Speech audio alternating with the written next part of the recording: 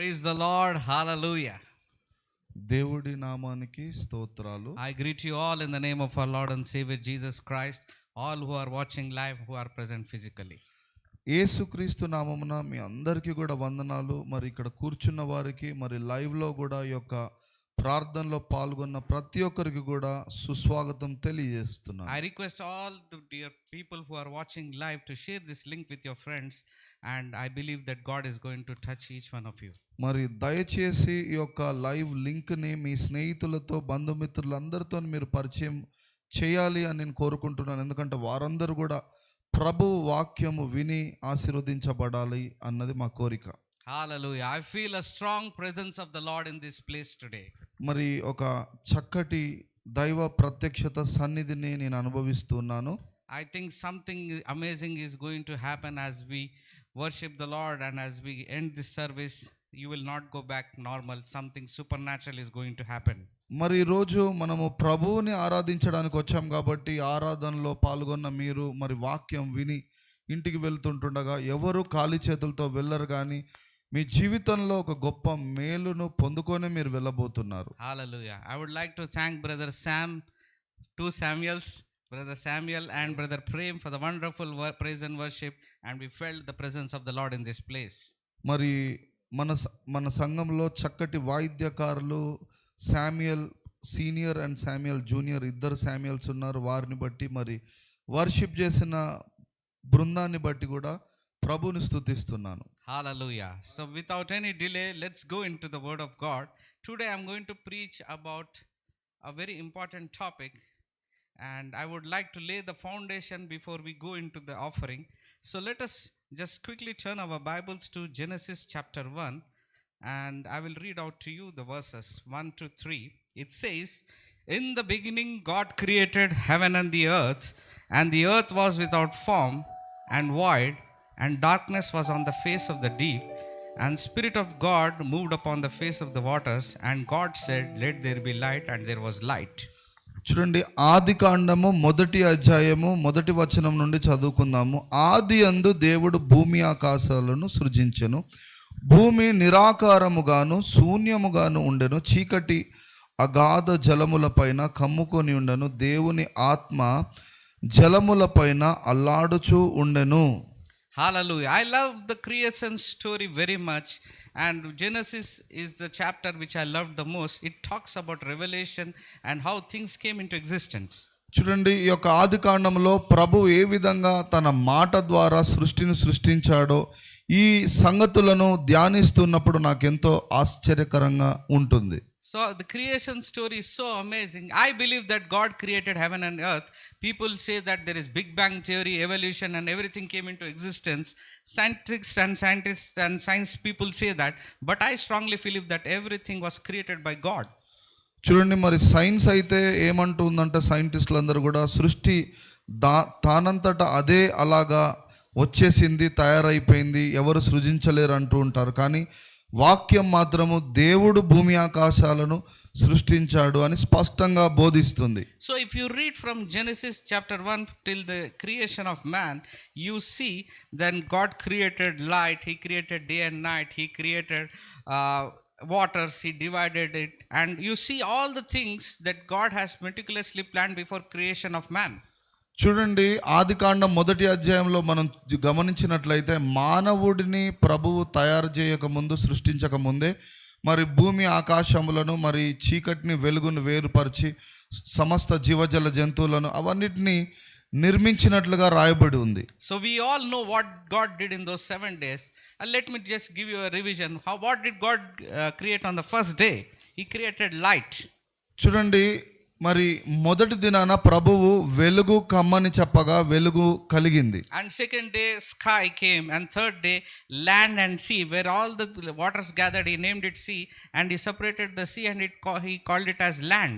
మరి అలాగే రెండవ రోజు ఆకాశమును సృజించాడు. ఆ తర్వాత మరి నీటిని భూమిని వేరుపరచడం జరిగింది.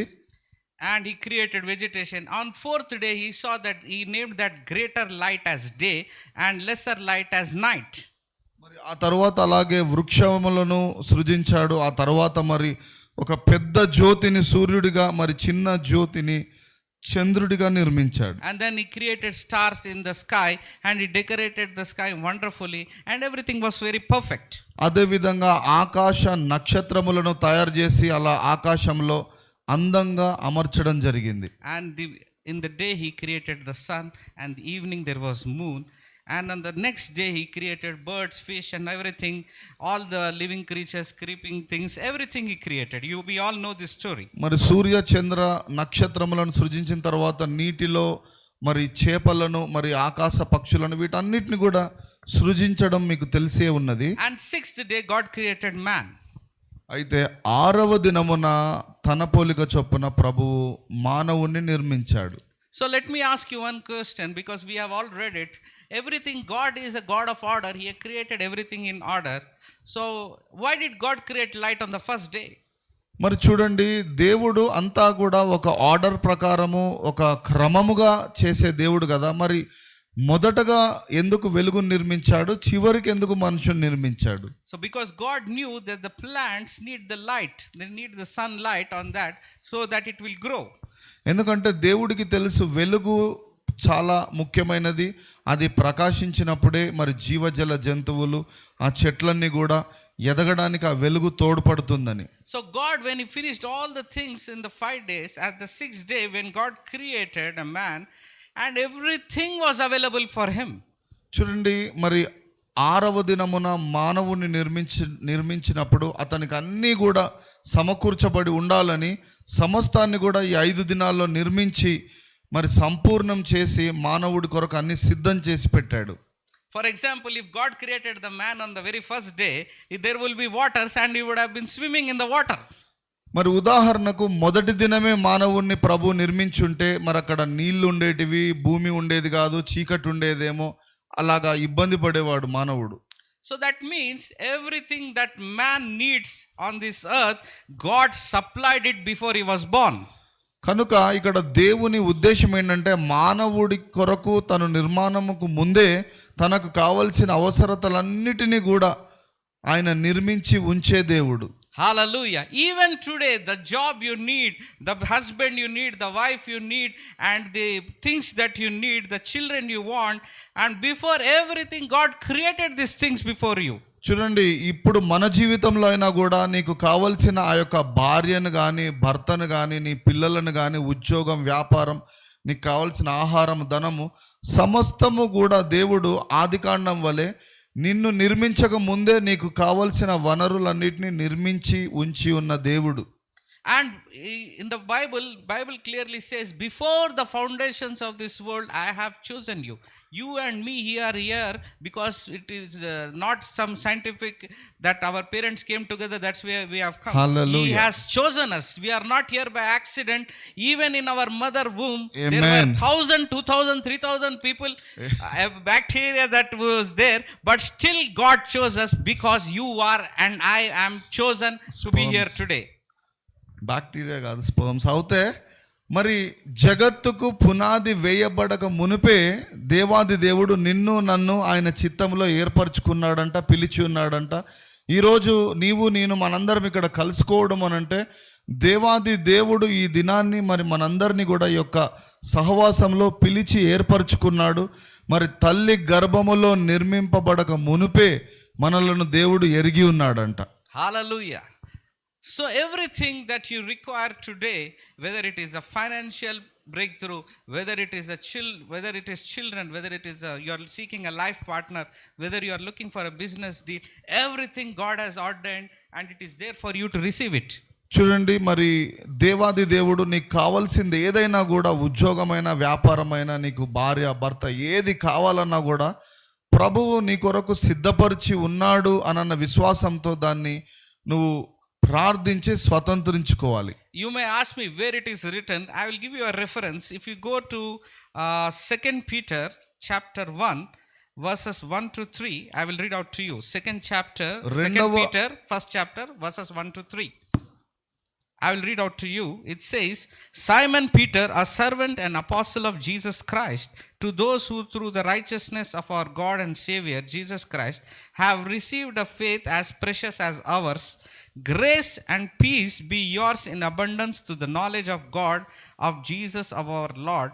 His third verse, it says, His divine power has given us everything we need for a godly life through our knowledge of Him who called us by His own glory and goodness.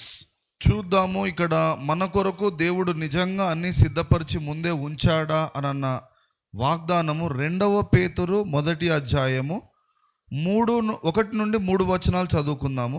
మన దేవుని యొక్కయు రక్షకుడైన యేసుక్రీస్తు యొక్కయు నీతిని బట్టి మా వలనే అమూల్యమైన విశ్వాసము పొందిన వారికి యేసుక్రీస్తు దాసురుడైన అపోస్తులుడైన సీమోను పేతురు శుభమని చెప్పి వ్రాయునది, దేవుని గూర్చి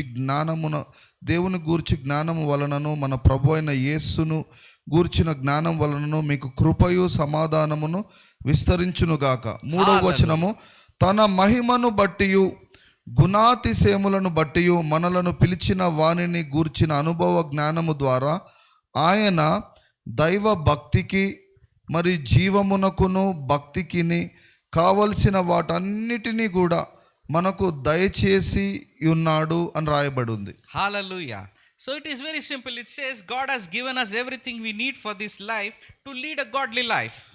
చూడండి, దేవుడు మన జీవితానికి కావాల్సింది, భక్తికి కావాల్సినవన్నీ కూడా మనకు చక్కటి క్రైస్తవ జీవితము, విశ్వాస జీవితం జీవించడానికి అన్నిటినీ అనుగ్రహించి ఉన్నాడు. So everything, it could be if you are believing for a healing, if you are believing for finances, Amen. if you are believing for supernatural Amen. growth, spiritual growth, anointing levels to be Hallelujah. grown, job, marriage, business breakthrough, everything is provided to you. says చూడండి, this verse. నీకు కావలసినవన్నీ కూడా ప్రభువు ముందుగానే సమకూర్చి ఉంచిన దేవుడు. మరి ఆత్మీయముగా, ఆర్థికముగా, శరీరపరంగా, ఉద్యోగము, కుటుంబం, ఏ అవసరత, స్వస్థత ఏదైనప్పటికీ కూడా ఆయన సమకూర్చి ఉన్న దేవుడు. నువ్వు విశ్వసించి పొందుకోవాలి. Hallelujah. So when God created Adam, He also created Eve. Both were together in Eden and they lacked nothing. Everything was provided for them. హల్లెలూయా. మరి దేవాది దేవుడు ఆదామును నిర్మించిన తర్వాత అవ్వను నిర్మించాడు. అయితే వారిరువురికి కావలసినవి అన్నీ కూడా ఏదెను వనంలో ఉంచాడు. ఏ కొదవ కూడా వారికి లేదు. Hallelujah. And God gave them a responsibility to be in charge of the entire earth and manage it. మరి దేవాది దేవుడు మానవుని సృజించి తన పోలిక చొప్పున అతనికి అధికారము, శక్తి, ఒక బాధ్యతనిచ్చాడు. ఈ యొక్క భూమి మీద, ఆకాశంలో ఉన్న వాటన్నిటినీ కూడా నువ్వు ఏలుబడి చేయాలి, వాటన్నిటినీ జాగ్రత్తగా చూసుకోవాలి అని.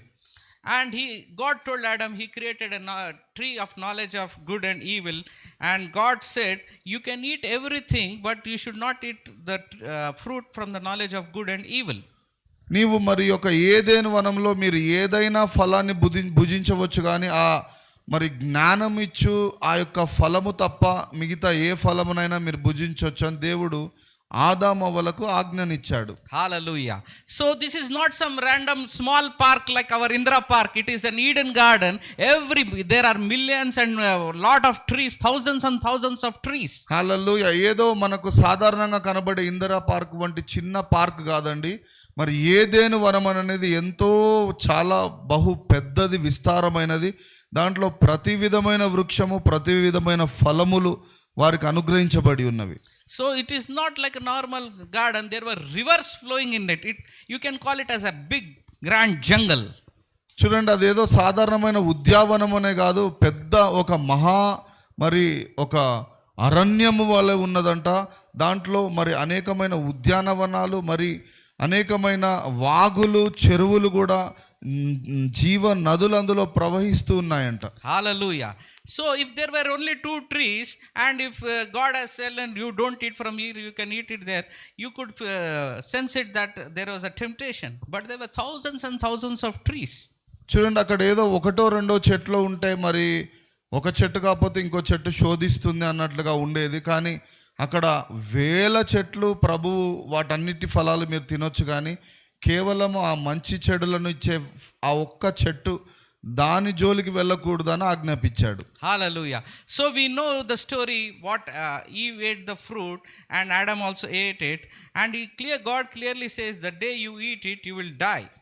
మరి ప్రభువు అక్కడ ఆజ్ఞయిస్తున్నాడు, ఏ దినమైతే మరి ఆ తినొద్దు అనన్న మంచి చెడులను ఇచ్చే ఆ యొక్క ఫలమును మీరు భుజిస్తారో ఆ రోజు మీరు ఆత్మీయంగా మరణిస్తారని అన్నాడు. So he ate it and gave it to Adam, and both of their eyes were opened. They knew that they were naked.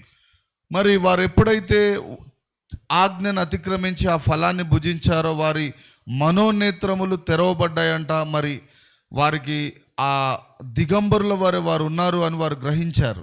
So if you read Genesis chapter 3 verses 9 to 11, you will understand the reaction of God here.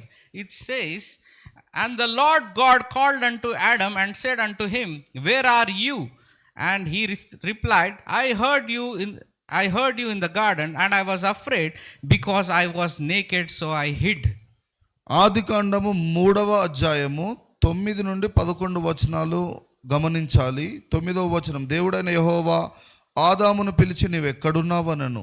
10వ వచనం, అందుకు అతడు, నేను తోటలో నీ స్వరము వినినప్పుడు దిగంబరినిగా నుంటిని గనుక భయపడి దాగుకొంటిని అని అనెను. And God replied back saying that you were naked. Are you naked? Have you eaten from the tree that I have commanded not to eat from? మరి నీవు దిగంబరిగా ఉన్నావా అని దేవుడు తిరిగి మరి అతనితో మాట్లాడుతున్నాడు. మరి నీకు తెలీదా నేను నీకు ఆజ్ఞాపించిన వృక్ష ఫలమును నీవు ఎందుకు తింటివి అని దేవుడు ఆదాముతో మాట్లాడుతున్నాడు. So when he ate that, the Bible says he was separated from God. Man was sent away from the Eden, and Eden, all the supply was there. They lead a very luxurious and beautiful life without any sweat and labor. They enjoyed life like anything in abundance. హల్లెలూయా. మరి ఏదెను వనం అనేది వారికి కావలసిన అన్ని విధమైన సుఖములు మరి ఫలములు అన్ని విధమైన ఆశీర్వాదములు కలిగి ఉన్న ఆ యొక్క ప్రదేశము. అయితే వారు ఆజ్ఞను అతిక్రమించినందున ఆ ఫలమును భుజించినందున ఆ యొక్క చక్కటి ఏదెను వనంలో నుండి పడడం జరిగింది.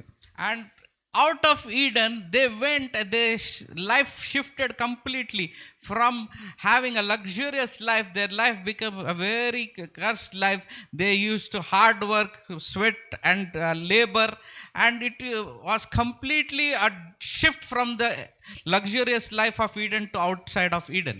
చూడండి, మంచి సుఖప్రదమైన ఆశీర్వాదకరమైన జీవితము ఆ ఏదెనులో ఉండేది. అయితే ఆజ్ఞను అతిక్రమించడం వలన అక్కడి నుండి వచ్చేసి ఒక కరువు ప్రాంతంలోనికి, ఒక లేమి దుఃఖ భారభరితమైన ఒక లోకంలోనికి, గచ్చ పొదల్లో ముళ్ళ పొదల్లోనికి వారు త్రోసివేయబడ్డారు. All it happened because of disobedience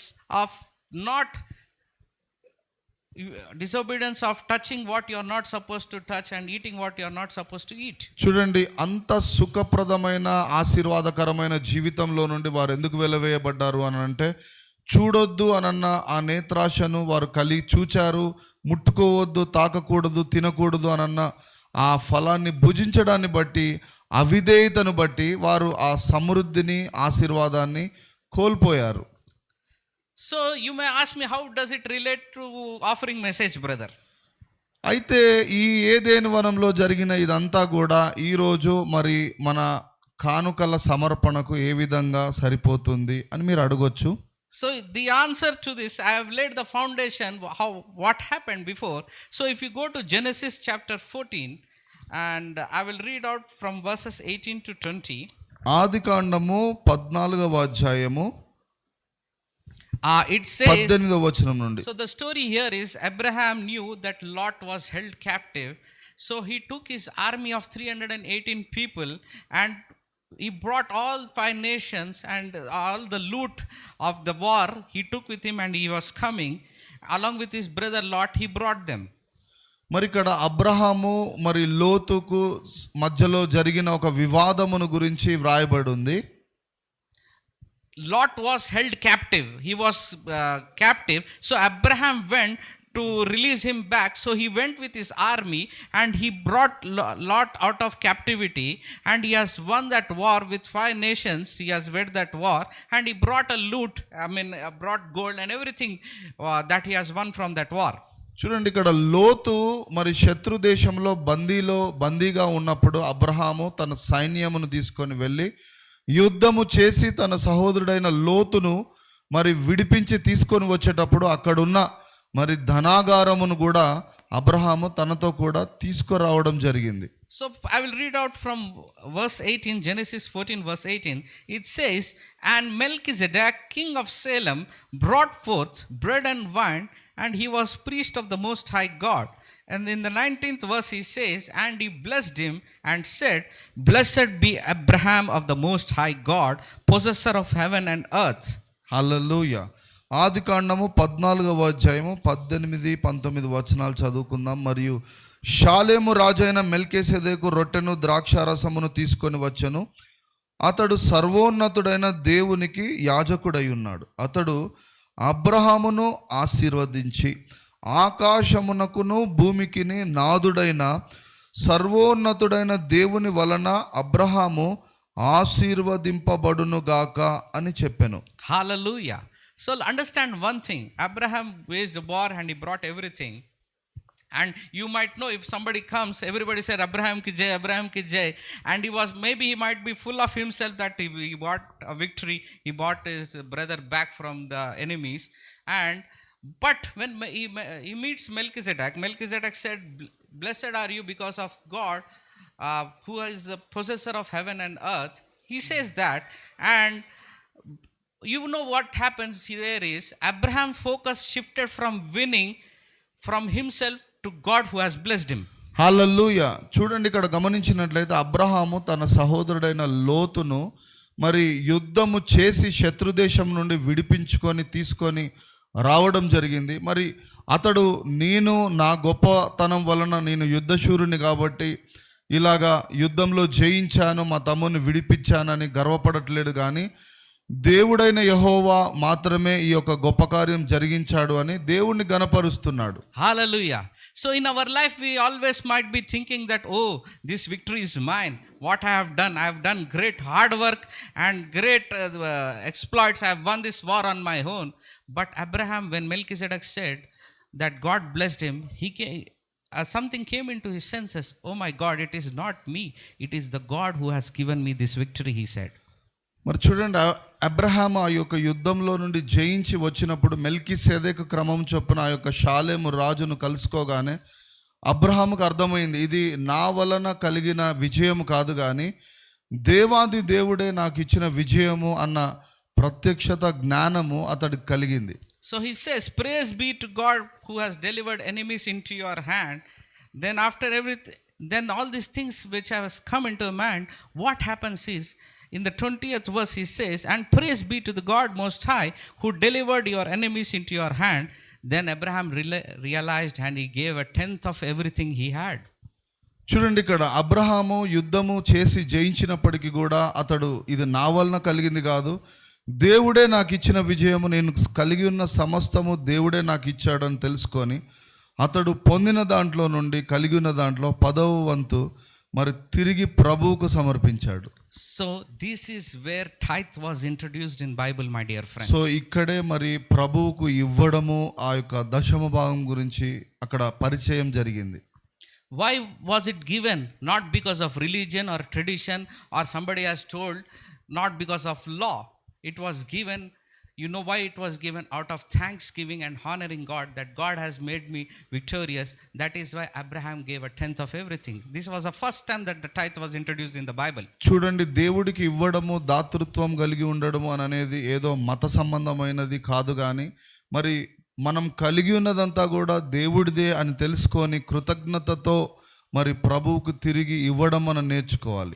Melchizedek never asked Abraham tithe. Melchizedek never said, if you give me, I will bless you.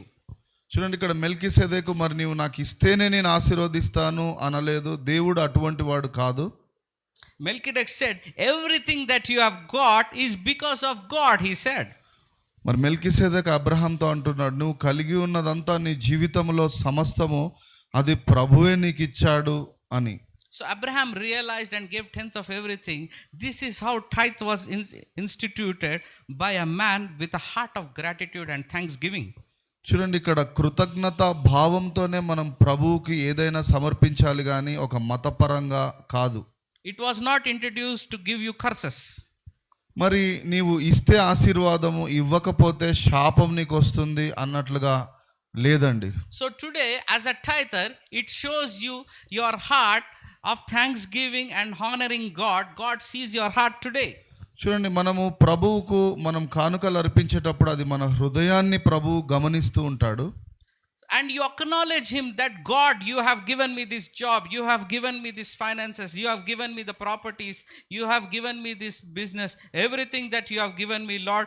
And you acknowledge, and out of gratitude you give 10th of everything that you earn to the Lord. మరి నువ్వు ప్రభువుకు సమర్పించేటప్పుడు అది నీ విశ్వాసాన్ని వ్యక్తపరుస్తున్నట్లు, నేను కలిగి ఉన్నదంతా ఆ ఉద్యోగము, వ్యాపారము, ఆ విజయము, ఆరోగ్యము, సమృద్ధి నీవిచ్చిందే ప్రభా అని నువ్వు వ్యక్తపరచడము ప్రభువుకి ఇవ్వడం అంటే. And the next verse, something very amazing happens in Genesis 14 chapter Genesis chapter 14 verse 21.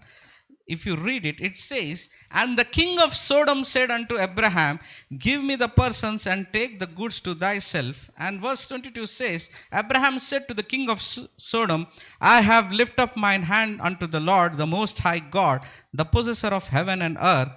And verse 23 says, that I will not take from a thread even to a shoe lashed, that I will not take anything that is thine, lest thou shalt say, I have made Abraham rich.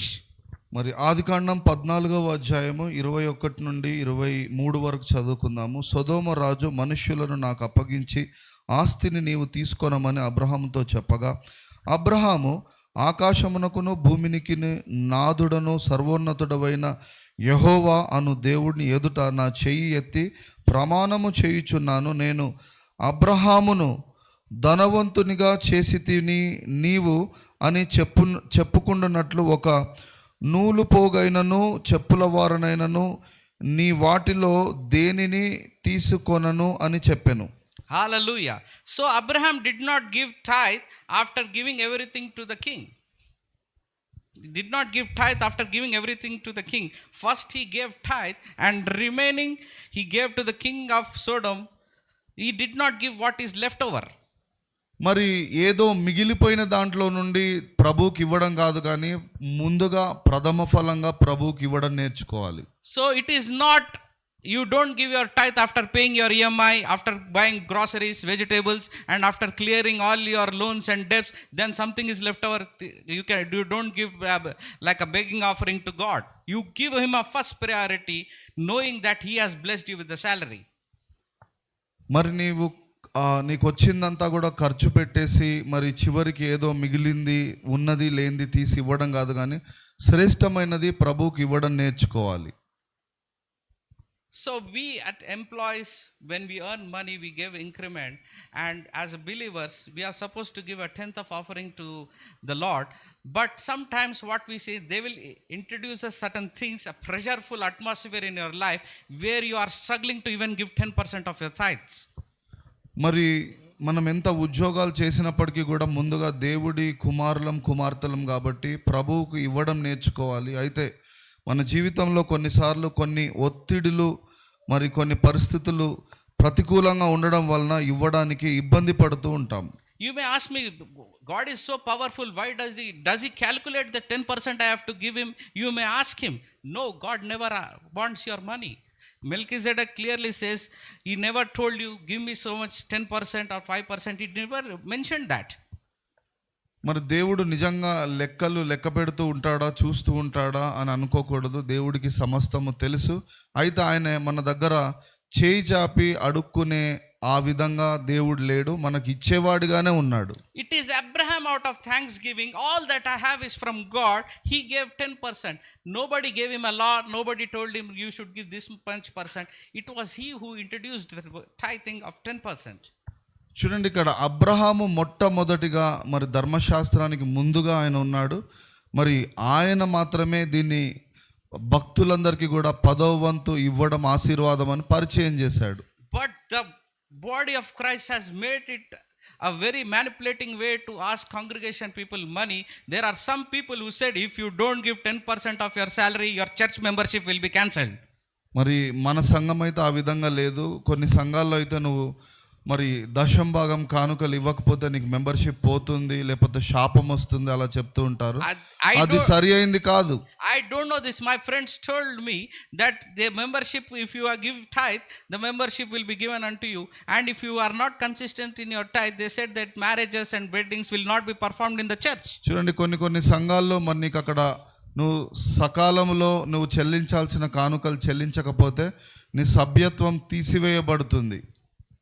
So it is so wrong, and in some cases they also they ask you to give salary slip to take the membership, and they will monitor everything. And for example, 1 month you did not give, you just gave 500. If your salary is for example, your salary is 20,000, you gave 500, they will say you did not give. That is why I'm taking out this membership. God has never told a preacher, a pastor to tell this congregation demand money from them. చూడండి, ఏ దైవ సేవకుడు, ఏ సంఘం కూడా మరి ప్రజలను నువ్వు ఇవ్వాలి, ఇవ్వకపోతే శాపగ్రస్తుడు అవుతావు అని శపించే హక్కు ఎవరికీ లేదు. You should give tithe because of thanksgiving, and that you want to honor the Lord, that he has placed you in this position today. That is the only intention that you need to have when you are giving tithes.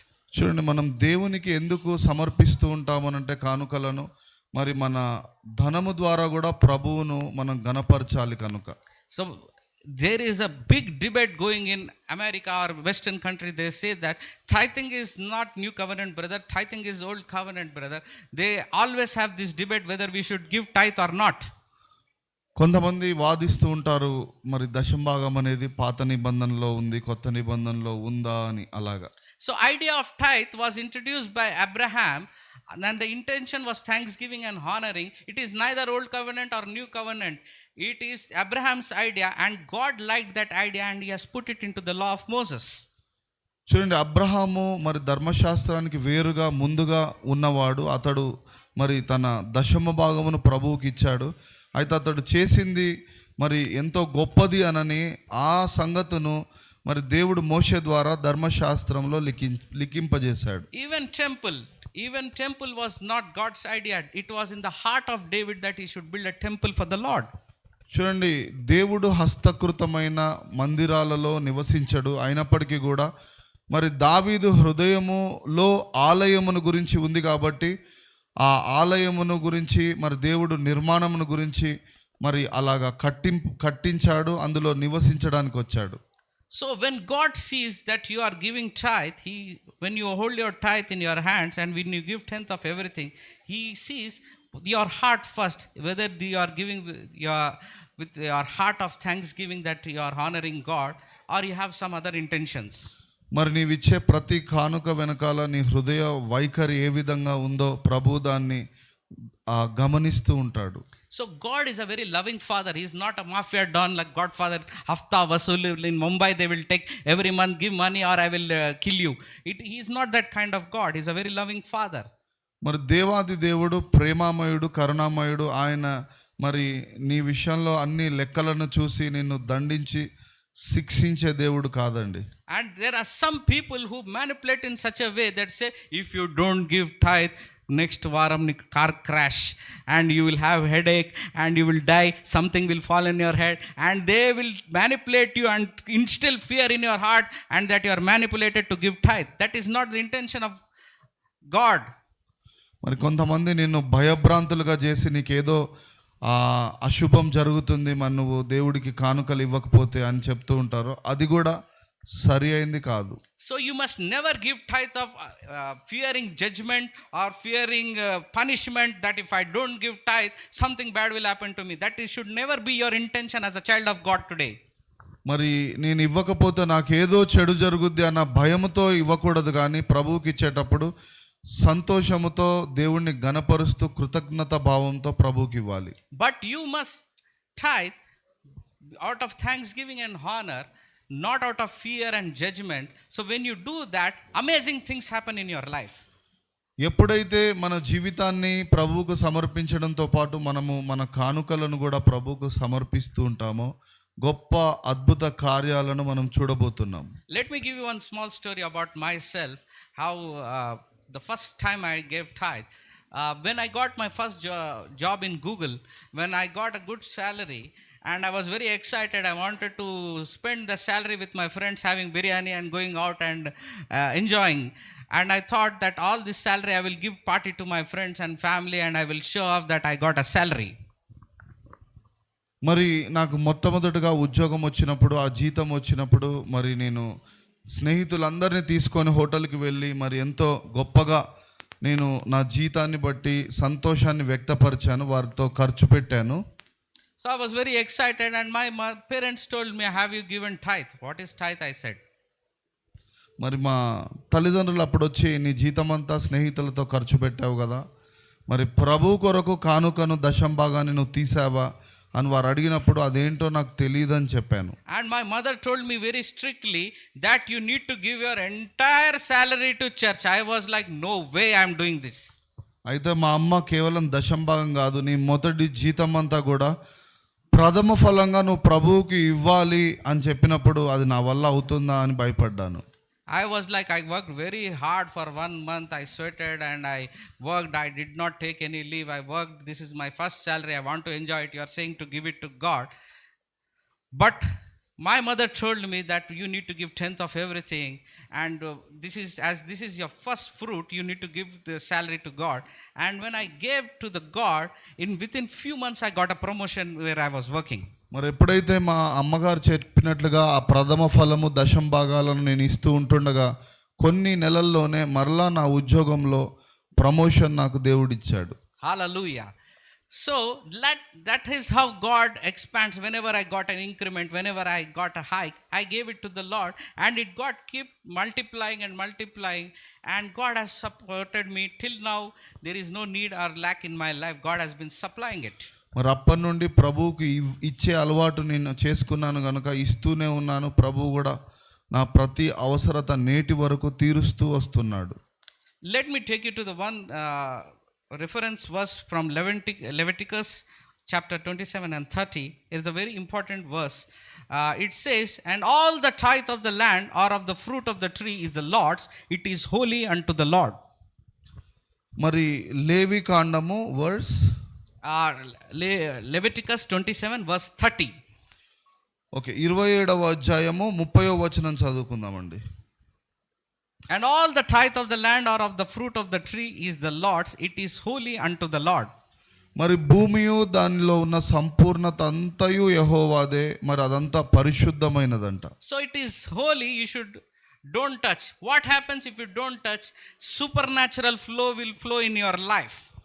మరి ఏదైతే పరిశుద్ధమైనదో ఆ పరిశుద్ధమైన దాన్ని మనం తాకరాదు. మరి అది మన జీవితంలో అద్భుతాలను మరి కుమ్మరిస్తూ ఉంటుంది. So Adam and Eve ate something which they were not supposed to eat, and supernatural flow got cut off from their life, and from the extremely luxurious and comfortable life of having everything at their disposal, they went into a very hard labor life where they were working hard and fruitless labor. చూడండి, దేవుడికి పక్కకు పెట్టాలి. మరి ఆదామవ్వలు ముట్టుకోకూడదు అనన్న ఆ యొక్క పండును ముట్టుకొని తిన్నప్పుడు వారు ఆ యొక్క ఏదెను వనంలో నుండి గెంటివేయబడ్డారు, సకల ఆశీర్వాదములన్నీ కోల్పోయారు. From comfortable life they have gone into below poverty life, and they were sweating and working, and they were completely opposite life. Supernatural flow was cut off from them. మరి ఆ యొక్క ఆజ్ఞను అతిక్రమించారు కాబట్టి ఆ సమృద్ధి నుండి దరిద్రతలోనికి వారు అడుగు పెట్టారు. So situation may come into your life where you have lot of debts, lot of situations where you have EMIs to pay, you have children to feed, you have lot of things. A situation will come once in a time that God, where you are not able to give even 10% of your tithe, then the devil comes and says, "Oh, 1 month only, no, you can exclude it. 10% 1 month, nothing will happen. You can eat it off." The devil will look to create a hole and a door to enter into your life. కొన్నిసార్లు అపవాది కూడా మనతో మాట్లాడుతూ ఉంటుంది, ఈ ఒక్కసారి ఇవ్వకపోతే ఏమవుతుంది దేవుడికి అని, అలాగా మనల్ని ప్రేరేపిస్తూ ఉంటుంది. So you might be having a doubt in your heart, should I eat my tithe or should I give my tithe? And when devil tempts you, what if you eat it? What happens is, in order to eat that 10%, devil cleverly comes into the door and destroys 100% of your wealth. చూడండి, అపవాది మెల్లిగా ఆ దూరి ఆ కానుకలను ప్రభువుకి ఇవ్వకుండా చేసి మిగతా 90% అంతా కూడా ఆశీర్వాదాన్ని వాడు దొంగిలించాలని చూస్తూ It ఉంటాడు. is better to enjoy 90% than saving 10%, is what I believe. చూడండి, ఆ 10వ వంతు దేవుడికి ఇచ్చేసి 90% మనము ఆ సమృద్ధిని అనుభవించడమే ఎంతో మేలు. So out of fear, when people stop the tithing, what happens is when they lose their business, then they lose the amount 100% of money, they become bankrupt, then they come crying, pastor, I have lost everything, I have invested in this business, completely lost, and I have done this. And you know that you have given the door to the devil by not giving tithe, because you have taken that supernatural flow away from you and you went out in the wild without protection. చూడండి, కొన్నిసార్లు అపవాదికి లోబడి వాడి మాట వినటం వలన, మరి ప్రభువుకి ఇవ్వాల్సినది ఇవ్వకపోవడం వలన మనకున్నదంతయు కోల్పోయే ఆ యొక్క భయంకరమైన స్థితిలోనికి మనం వెళ్ళే ఆ యొక్క పరిస్థితిలో సైతాను మనల్ని చిక్కుముడిలో నడిపిస్తూ ఉంటాడు. Then the pastor will ask you, did you eat from the tree which you are not supposed to eat? Did you eat that? That is why the consequences you are suffering today. మరి అక్కడ కూడా వారు తినకూడదు అన్న ఫలాన్ని తిని ఏ విధంగా అనుభవించారో, మరి మన జీవితంలో కూడా అలా ముట్టకూడని దాన్ని మనం ముట్టి అలా మరి దరిద్రతను చూడకూడదు. Then there are some people who says that God has taken everything from me and he has made me into ground zero. I don't have any finances. I did not tithe. God took everything from me. You are wrong. God did not take away anything from you. It is because of your disobedience you lost every money, because you went out of the protection of the Lord. కొంతమంది మన జీవితంలో ఉన్నాయన్నీ కోల్పోయాను, దేవుడు తీసేసుకున్నాడు అని అలా దేవుడిని నిందిస్తూ ఉంటారు. కానీ అది దేవుడి వలన జరిగింది కాదు, మన అవిధేయత వలన మనము అవన్నిటిని మనం కోల్పోయాము. So giving is like addiction. Abraham not only give 10th of everything. Abraham, you might know the story. He had only one son. After many years he got the son, and he was even ready to sacrifice his only one son. చూడండి, అబ్రహాము మరి ఇచ్చేవాడిగా ఉన్నాడు. అతనికి ఒక్కగానొక్క కుమారుణ్ణి కూడా ప్రభువు కొరకు ఇవ్వడానికి సిద్ధపడి ఉన్నాడు. If you look in Genesis chapter 22 verse 10, I will read out the verse. When Abraham stretched forth his hand and took the knife to slay his son, and the angel of the Lord suddenly came up, a voice came unto him out of heaven and said, Abraham, Abraham, and he said, Here am I. And he said, Lay not thine hand upon the lad, neither do anything for him, for I know that you fear God, and seeing thou hast not withheld your only son, an only son of you. మరి అక్కడ అబ్రహాము చేయి ఎత్తి తన కుమారుణ్ణి బలిగా అర్పించే సమయంలో మరి పరలోకం నుండి ఒక స్వరం వినబడ్డది. అబ్రహామా, నీవు నా నమ్మకమైన దాసుడవు, మరి నీ కుమారుణ్ణి కూడా ఇయ్యడానికి వెనుతీయలేదు గనక నీవు నమ్మకమైన వాడవు అని దేవుడు అతన్ని మెచ్చుకున్నాడు. So God, after seeing the heart of Abraham, that he did not even go back sparing his own son, because God has asked him, God has seen his heart. God knew Abraham was a good man, he was a faithful man, but he came out of that test and he came out of it victorious, showing that Abraham knew that God is the source of everything in his life, and he knew, and God would definitely provide for him. మరి అబ్రహాముకు తెలుసు, నేను ఏది దేవుడికి సమర్పించినా దాన్ని కోల్పోయే విషయమే లేదు. మరి దేవుడు నేను ఆయనకు సమర్పించింది రెట్టింపుగా నాకు దయచేసే దేవుడు అని అబ్రహాముకు గొప్ప విశ్వాసం ఉంది. So God said, you did this, Abraham, and I will multiply your descendants, and you will be as countless as the stars and the sand. And he has given him so much blessing that today we are called children of Abraham, seed of Abraham. మరి Abraham విశ్వాస్యతను బట్టి దేవుడు అతనికి వాగ్దానం చేశాడు, నీ పిల్లలను ఇసుక రేణువుల వలె నేను దీవిస్తాను అని. ఈరోజు మనందరం కూడా అబ్రహాము సంతానమే కదా. So your giving tests your heart to God. God says, if God knows, sometimes in your life God tests you whether he can trust you with the finances that he wants to give you. మరి కొన్నిసార్లు ప్రభువు నీకు ఏదైనా ఇచ్చినప్పుడు దాని విషయంలో నువ్వు నమ్మకంగా ఉండగలవా అని అన్నది ప్రభు నిన్ను పరీక్షిస్తూ ఉంటాడు. So you are giving shows your heart to God, and it shows, if you are a good tither, it shows I love God because he is my source of everything. I don't depend on my job, I don't depend on my business, I don't depend on anything, and I don't fear if I give something will happen to me, because when you know and this fact is established in your heart that God is the source of everything, you will never fear to give tithe or offering to the Lord. మరి ఎప్పుడైతే దేవుడే నా ఆశ్రయము, మరి నా ఉద్యోగము నా వ్యాపారం వలన కాదు కానీ నాకు సమస్తమును సమకూర్చువాడు దేవుడే అని నువ్వు తెలుసుకున్నప్పుడు నువ్వు ఏదైనా దేవుడికి ఇవ్వడానికి వెనుకాడవు.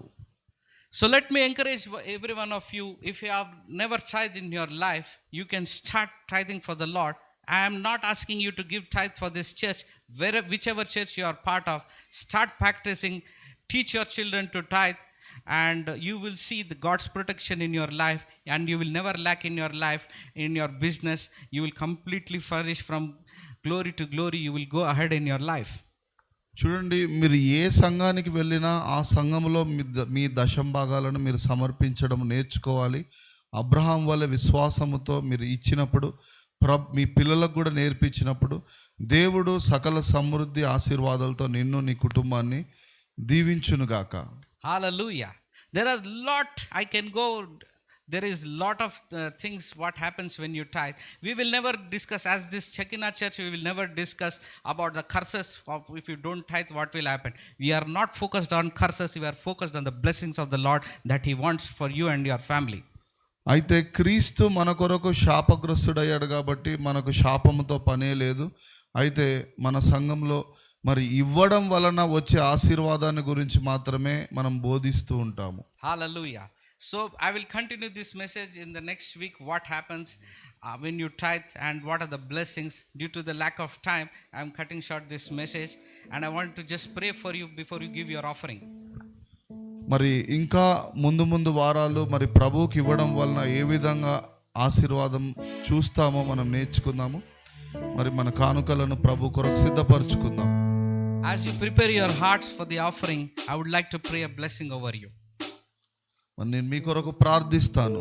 Father, in the name of Jesus, as people are sowing in their tithes today or offerings today, Lord, I pray Jesus, as what has been in this message, with thanksgiving and gratitude and honor in their heart as they give their tithes, I pray Jesus that you pour out the blessings from heaven and they flourish in their life, Lord.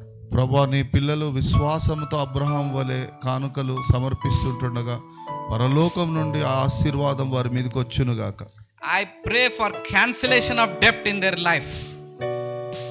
I pray for cancellation of debt in their life. Every EMI, divine helpers, divine contracts, divine businesses, that their debt is completely cancellation, supernatural debt cancellation. Every problem, every financial stagnation be released now in the name of Jesus. ప్రభువా, నీ ప్రజలు నాయన వారు అర్పణలు అర్పిస్తుండగా అద్భుత రీతిగా నాయన వారి అప్పు బాధలు తొలగిపోను, సమస్యలన్నీ తొలగిపోయి గొప్ప మార్గములు తెరవబడి దీవించబడుదురుగాక. And I bless each and everyone who is watching live and who are physically. May they be a great kingdom donors. Through their giving, many souls should come to the Lord as they give it for the gospel work. And every seed they sow, may the harvest they also reap, and may also they be receiving that blessing into their life, Lord. ప్రభా, గొప్ప పంట వారు కోయుదురుగాక, వారి కుటుంబంలో గొప్ప ఆశీర్వాదమును వారు అనుభవించెదరుగాక. Even if they have done the mistakes in the past, Lord, as they have made this decision today to give you the offering of thanksgiving, Lord, I pray Jesus, let every curses be lifted from their life, let every evil hindrances go away from their life, every delay be gone in the name of Jesus. I pray money comes to them right now in the name of Jesus. ప్రతి శాపము నీ నామమున తొలగిపోవునుగాక, స్వస్థత కలుగునుగాక, మరి అద్భుత రీతిగా వారికి ధనము సమకూర్చబడునుగాక.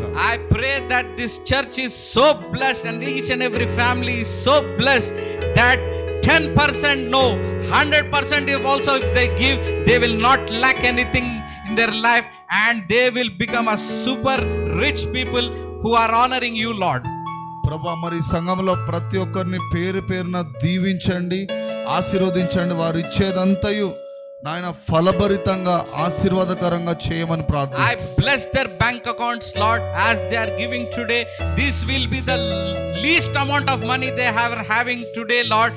This will never again, they will never see low balance in their life. From here, every day they will see only money being credited and supernatural money from businesses, growth in their careers, promotions, unexpected promotions, unexpected business deals, unexpected movement of supernatural flow in their life. From now, I release that anointing on their life today in the name of Jesus. ప్రభా, ఈ రోజు నుండి వారు అనుకోని రీతిగా, అద్భుత రీతిగా వారి జీవితంలో నాయన ఆర్థిక వనరులు సమకూర్చబడును గాక.